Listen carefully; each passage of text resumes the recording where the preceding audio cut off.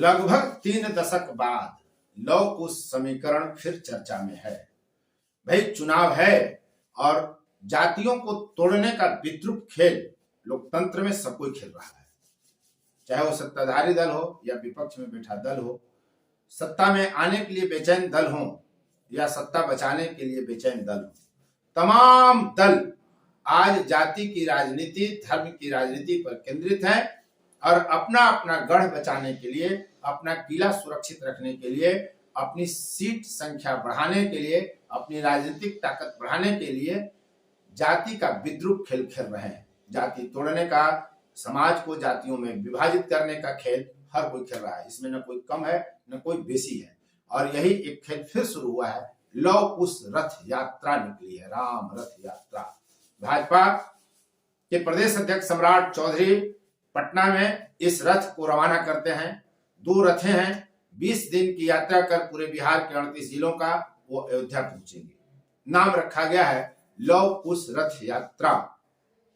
सीधा सीधा अर्थ है कि इसका निहितार्थ राजनीतिक है। भाजपा कहे न कहे, माने न माने, लेकिन बड़ा प्रश्न यह है कि क्या जिस देश में जाति के बिना राजनीति नहीं हो सकती, उस देश में यह प्रश्न नहीं पूछा जाएगा या प्रश्न नहीं उठा जाएगा कि जिस राजपूत जाति का माना जाता है भगवान राम को, हालांकि कभी ईश्वर की जाति तो नहीं होनी चाहिए, लेकिन जहां जाति ही अंतिम सत्य है वहां जाति से बचा कैसे जा सकता है। तो प्रश्न यही है कि राम की जाति राजपूत बताई जाती है और लव की जाति कुर्मी और कुश की जाति कुशवाहा। अब ये तो नहीं हो सकता कि आप कुर्मी और कुशवाहा को लव कुश की जाति से जोड़िए और राम को राजपूत से जोड़ने पर किसी को आपत्ति हो। तटस्थ विश्लेषण करिए। और इसीलिए हम बार बार कहते हैं कि यह फोर्थ व्यू जो है राजनीतिक घटनाओं का विभाग, बारीक और तटस्थ विश्लेषण करता है। हम आज इसी मुद्दे पर बात करेंगे कि भाजपा का लव कुश रथ रवाना करने का निहितार्थ क्या है, उसका उद्देश्य क्या है। भाजपा चाहे जो भी कहे, लेकिन यह साफ साफ है कि लव कुश को साधने के लिए ये रथ रवाना किया गया है। भाजपा के दिग्गज नेता भी ऐसा मानते हैं। सार्वजनिक तौर पे बोलने से भले हुए परहेज करें। राजनीतिक दिशा उनकी अपनी होती है और वक्तव्य भी उनका कहीं ना कहीं से नियंत्रित होता है। तो लव कुश को साधने का प्रयास भाजपा का है।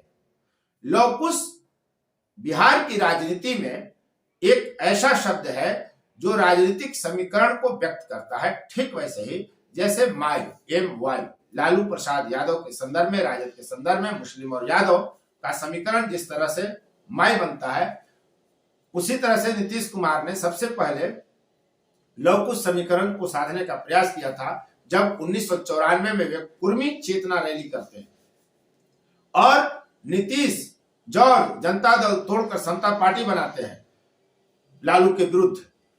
दरअसल जब बैकवर्ड उभार हुआ, जब पिछड़ी जातियों की राजनीतिक चेतना बढ़ी मंडल आंदोलन और कमंडल आंदोलन के बाद, तो लालू प्रसाद सत्ता में आते हैं और जब वो मुख्यमंत्री बनते हैं तो समाज में ये संदेश जाता है कि पिछड़ा में सिर्फ यादव ही क्यों। दरअसल एक नया ट्रेंड चला था कि यदि कोई मुकदमा भी हो जाए, कहीं कोई झगड़ा हो जाए, तो सीधे सत्ता के गलियारे से थानेदारों को फोन आता था, BDO-CO को फोन आता था, DM-SP को फोन आता था। इससे गैर यादव पिछड़ी जातियों में राजनीतिक चेतना बढ़ने लगी, उनकी भूख बढ़ने लगी और उसकी अगुवाई कर रही थी कुर्मी और कुशवाहा जाति। क्योंकि वैश्य जातियों को बहुत मुश्किल था राजनीति में आना, वे राजनीति से बचते, उनके पास दुकानदारी के अलावा कहीं समय नहीं है। लेकिन सत्ता की जो भूख बढ़ी, जो आक्रोश बढ़ा, उसको भुनाने के प्रयास में नीतीश कुमार सामने आते हैं और कुर्मी चेतना रैली करते हैं और लव कुश समीकरण साधते हैं। एक नया प्रयास बिहार में, नई राजनीति वो शुरू करते हैं। तो लव कुश वहां से निकला था। आज लव कुश को साधने का प्रयास अब भाजपा कर रही है। दरअसल बिहार में जो ताजा 2022-23 में जो जातीय सर्वेक्षण हुआ है, उसके अनुसार लव यानी कुर्मी जाति की जनसंख्या जो है बिहार में वो 2.87% है, जबकि कुश जिसको कहा जाता है यानी कुशवाहा, जिसे कुश का वंशज माना जाता है और कुर्मियों को लव का वंशज माना जाता है, तो उनकी जनसंख्या जो है 4.2% है। यानी लव कुश बिहार में 0.07% हैं। दूसरी तरफ लालू यादव का अगर समीकरण आप देखें, माई समीकरण ही, तो यादव 14.27 और मुस्लिम 17.70% है, यानी 31.97%, लगभग 32% वोट ऐसा है, आबादी ऐसी है जो लालू के साथ पूरी तरह कस कर जुड़ा हुआ है। इसकी काट में क्या करना था? नीतीश कुमार आगे आते हैं और कुर्मी चेतना रैली के बहाने सवर्णों को और जो गैर यादव पिछड़ी ओबीसी जातियां थीं उनको एक साथ लेकर आगे बढ़ते हैं, और सवर्णों में ये बात धीरे धीरे बैठ गई कि अब सत्ता उनके हाथ आने वाली नहीं है, इसलिए लालू को मात देने के लिए नीतीश के साथ जाना होगा। और यही कारण था कि 1996 में भाजपा के साथ समता पार्टी का गठजोड़ बनता है, जो टूटते जुड़ते अभी तक चल रहा है और संभावनाएं भी हमेशा बनी रहती हैं। तो लालू के प्रभुत्व जो था उसका, उनकी चुनौती को सवर्ण, कोयरी, कुर्मी और वैश्य मिलकर आगे आते हैं। फिर धीरे धीरे अति पिछड़ी जातियों में जाता है, चंद्रवंशी समाज में चेतना जागृत होती है, तो तमाम लोग धीरे धीरे नीतीश के साथ जुड़ते चले गए। अब समस्या यह है कि भाजपा किसे साथ है? सवर्ण और वैश्यों की पार्टी कही जाने वाली भाजपा के साथ दूसरी पिछड़ी जातियों को, ओबीसी जातियों को जोड़ने की चुनौती है। जब तक बिहार में नीतीश कुमार सक्रिय हैं राजनीति में, तब तक यह मानकर चला जा रहा है कि लौ, यानी जो राम के पुत्र लौ थे, उनका वंशज खुद को मानने वाली कुर्मी जाति, जिसकी आबादी लगभग 3% है, वो नीतीश को छोड़कर भाजपा के साथ जाने से रही। दूसरी तरफ राम के दूसरे पुत्र कुश के वंशज माने जाने वाले कुशवाहा लगभग अर्जक संघ के हैं। वे लोग हिंदुत्व का भी कहीं कहीं पॉकेटवार विरोध करते हैं और सामाजिक स्तर पर वो ब्राह्मणवाद का विरोधी हैं, तो उनको जुड़ने में भी मुश्किल हो रहा है। पॉकेटवार कुशवाहा कहीं कहीं किस दल के साथ है, बिखराव है, वो आप नहीं कह सकते कि पूरे बिहार का कुशवाहा भाजपा के साथ चला जाता है। पॉकेटवार जाता है या जहां कुशवाहा कैंडिडेट है ही नहीं, वहां वो भाजपा के साथ जाना सहज समझता है। तो ऐसी स्थिति में कुशवाहा को साधने के लिए भाजपा उपेंद्र कुशवाहा के साथ गठबंधन करती है, सम्राट चौधरी को प्रदेश अध्यक्ष बनाती है। दूसरी तरफ आप नीतीश को अगर देखें तो जब वे लव कुश को लेकर आगे बढ़ रहे थे तो अपने साथ कुशवाहा जाति में शकुनी चौधरी, नागमणि, तुलसीदास मेहता, उपेंद्र कुशवाहा जैसे लोगों को लेकर आगे बढ़ते हैं, उनका समर्थन होता है। लेकिन पूरे अगर 1994 से लेकर अभी तक अगर नीतीश की यात्रा को आप देखें तो सिर्फ कुशवाहा और कुर्मी ही नहीं, दूसरी जातियों के भी किसी भी नेता को अपने बरक्स खड़ा नहीं होने देते हैं। आरसीपी सिंह का भी हसरा आप देख लीजिए, उपेंद्र कुशवाहा को सबसे कम उम्र में प्रतिपक्ष का नेता नीतीश कुमार ने बनाया था, लेकिन जैसे ही किसी का कद बड़ा होता है जिसमें नीतीश कुमार को चुनौती देने की संभावना दिखती है, उसका पर नीतीश कुमार काट देते हैं। और ये शायद तमाम राजनीतिक दल के सुप्रीमो ऐसा ही करते हैं, चाहे वो कोई भी दल हो। तो अपनी जाति और अपने समाज के भी नेता को आगे नहीं बढ़ने देते हैं नीतीश कुमार। इसके बावजूद एक मनोस्थिति ऐसी होती है कि मेरे समाज का अगर कोई मुखिया है तो हम उसके साथ खड़ा होंगे।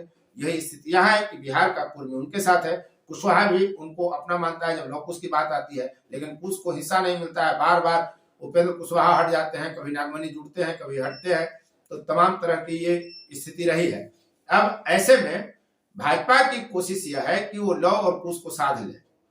कुशवाहा को साधने के लिए ही सम्राट चौधरी और उपेंद्र कुशवाहा का चेहरा सामने किया जाता है, लेकिन यह तय मानकर राजनीतिक प्रेक्षक चल रहे हैं कि लौ यानी कुर्मी जाति का वोट भाजपा के साथ तब तक शिफ्ट नहीं करेगा जब तक नीतीश कुमार भाजपा के साथ गठबंधन में नहीं जाते हैं। इसलिए कि कुर्मी नीतीश कुमार को छोड़ने से रहा, लेकिन फिर भी भाजपा प्रयास क्यों कर रही है? भाजपा के एक वरिष्ठ नेता से जब हमने इस मुद्दे पर बात की तो उनका साफ कहना था कि भारतीय लोकतंत्र का यह विद्रूप चेहरा है कि जातियों को साधने की कवायद तमाम राजनीतिक दल कर रहे हैं, भाजपा भी कर रही है, लेकिन राजनीतिक दलों का काम ही है प्रयास करते रहना, अपनी स्थिति मजबूत करने के लिए विभिन्न प्रकार की जातियों को अपने साथ जोड़ने के लिए लगातार पार्टियां प्रयास करती हैं। कामयाबी मिलना नहीं मिलना यह सब भविष्य के गर्त में है, लेकिन भविष्य में होगा ही नहीं यह सोचकर प्रयास भी न किया जाए ये तो हो नहीं सकता। और भाजपा यही प्रयास कर रही है कि किसी तरह उनका राजनीतिक जुड़ाव हो, कुशवाहा और कुर्मी जो जातियां हैं वो भाजपा के साथ जुटे। यह और बात है कि इसमें सफलता कितनी मिलती है यह वक्त बताएगा। फिलहाल लव कुश रथ यात्रा बिहार में जारी है और यह अयोध्या पहुंचेगी।